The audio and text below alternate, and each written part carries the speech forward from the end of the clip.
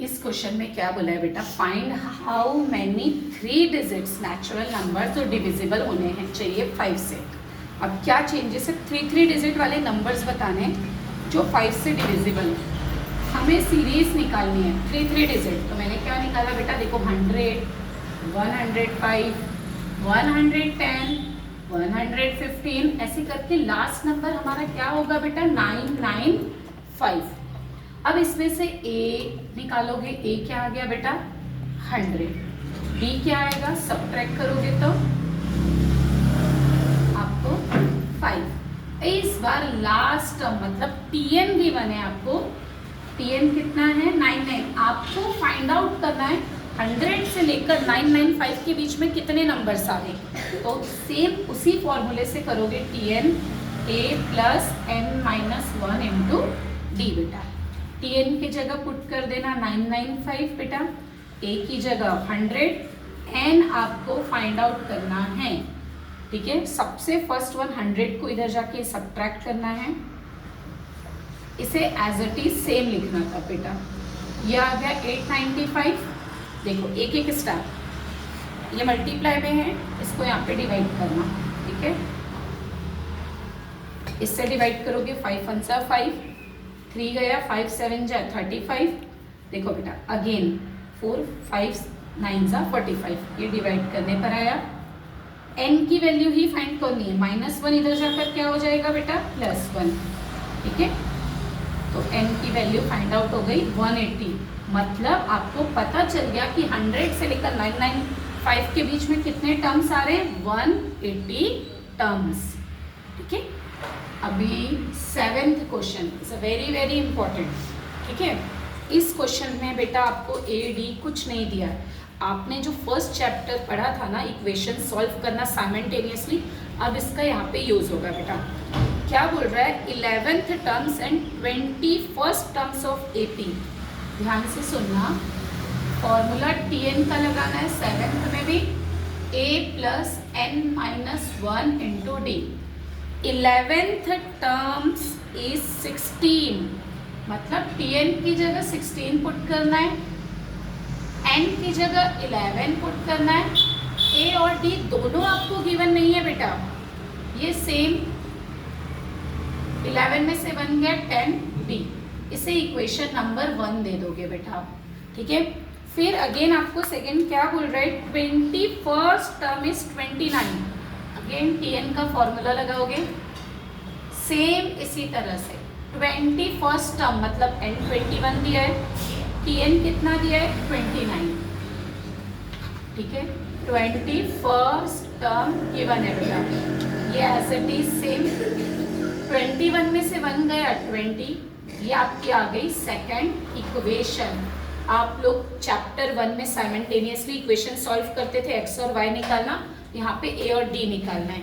तो लिखना subtracting equation 1 and 2। Equation 1 and 2 दोनों में देखो, फर्स्ट इक्वेशन लिखोगे बेटा ये, सेकंड इक्वेशन लिखोगे ये, दोनों को सब्ट्रैक्ट करना है।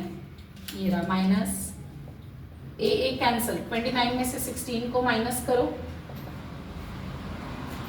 क्या आ गया 30, बट माइनस में आएगा बिग डिजिट के पास। 20 में से 10 गया 10d। इस तरह से d की वैल्यू क्या मिल गई 13/10। d फाइंड आउट हो गया बेटा।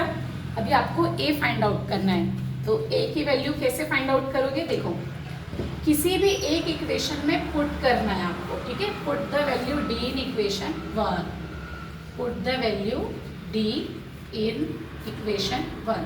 ये थी इक्वेशन 1 हमारी, 16 is equals to a plus 10d बेटा।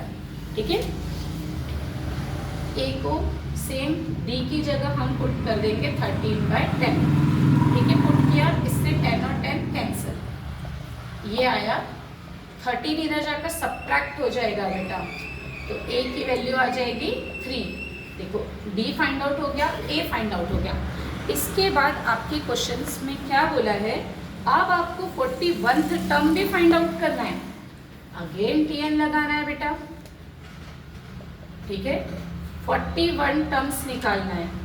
a की वैल्यू क्या निकाला 3, n की जगह 41 गिवन है, b की वैल्यू 13/10। ये सेम 41 में से 1 गया 40। देखो बेटा ये इससे डिविजिबल है, डिवाइड करोगे 10 1 ज़ा 10, 10 4 ज़ा 13, 4 ज़ा कितना होता है, मल्टीप्लाई करना है। इन दोनों को प्लस किया, क्या आ गया, मतलब 41 टर्म्स की वैल्यू कितनी आएगी, 55। ये दोनों क्वेश्चंस करवाया है, is a very very important questions. ठीक है, अभी नेक्स्ट क्वेश्चंस भी बता रही हो बेटा।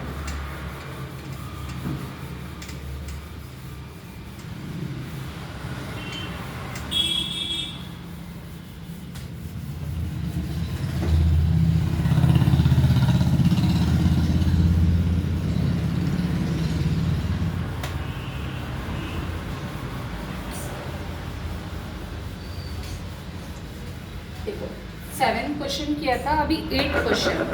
क्या गिवन है 8 क्वेश्चन में बेटा, आपको ऐसा गिवन है 11 8 5 2 एंड विच टर्म्स इस नंबर गिवन है, विच टर्म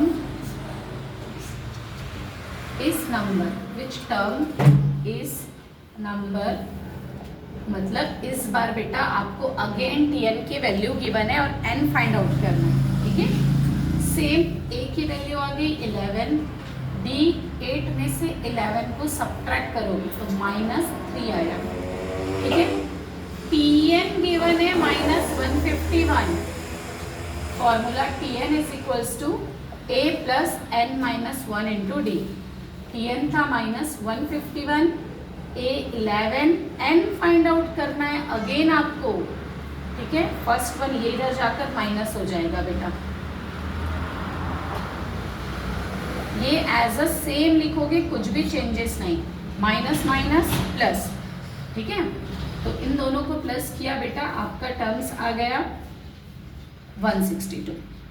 -3 यहाँ के डिवाइड में हो जाएगा बेटा, माइनस माइनस कैंसिल हो गए, 3 से इसको डिवाइड करना, 3 5 ज़ा 15, 3 4 ज़ा 12, ये आया।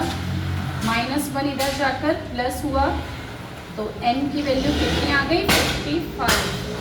तो आपको 151 कौन से टर्म पे दिखेगा, 55 टर्म्स पे -151 वैल्यू आएगी।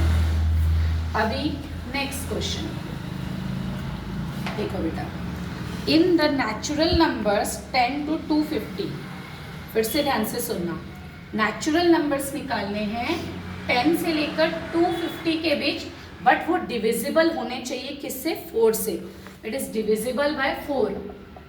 ठीक है, अभी आपको ऐसे नंबर्स ढूंढना है बेटा जो क्या हो, 4 से डिविजिबल हो और 10 से 250 के बीच में ही आते हो। ठीक है, फर्स्ट टर्म क्या आएगा, 12, 16, 20, 24 से सो ऑन, 250 के पहले वाला टर्म्स निकालो। ठीक है, वो होगा 248। तो a की वैल्यू मिल गई बेटा 12, d की वैल्यू 16 माइनस 12 करना 4, फिर अगेन tn की वैल्यू गिवन है 248 बेटा। ठीक है, फिर tn का फॉर्मूला पुट करोगे, ये थी वैल्यू tn 248 गिवन है बेटा, a 12 गिवन है, n ही आपको फाइंड आउट करना है। फिर 248 में से 12 को सब्ट्रैक्ट करोगे बच्चा, ये एज अ सेम। ठीक है, 248 में से 12 को सब्ट्रैक्ट किया, आपके पास आया 236। ये 4 मल्टीप्लाई में था, डिवाइड हो जाएगा बेटा, इससे इसको डिवाइड करो, 4 5 ज़ा 20, 4 9 ज़ा 36 बेटा। -1 इधर जाकर प्लस हो जाएगा, तो n की वैल्यू कितनी मिल गई, 60। ठीक है, अभी इस एक्सरसाइज का लास्ट सम है। ठीक है, ध्यान से सुनना, लास्ट क्वेश्चन है बेटा, पूरी एक्सरसाइज कंप्लीट हो जाएगी। फिर देखो, it's a very important question, last one. In AP 17th terms is 7 more than the 10 terms. ध्यान से सुनना है, जो 17th टर्म्स है, मतलब आपको एक बार यहाँ पे 17th टर्म था मेरा 7 मोर देन है 10 टर्म से, मोर देन का टर्म ये आया, 10 टर्म से मोर देन है, क्वेश्चन ध्यान से सुनना। यहाँ पे मैंने पुट किया है आपको 17th टर्म, ध्यान से देखना। 7 मोर देन है 10 टर्म्स में, यहाँ पे पुट किया, ठीक है। अभी ये आया 16D, ये हुआ आपके पास a प्लस 9D। समझ में आया? a प्लस 9D को इधर लेके जाओगे, दोनों माइनस में आ जाएंगे। देखो a कैंसल, 9D में से 16D को सब्ट्रैक्ट करोगे 7D आया।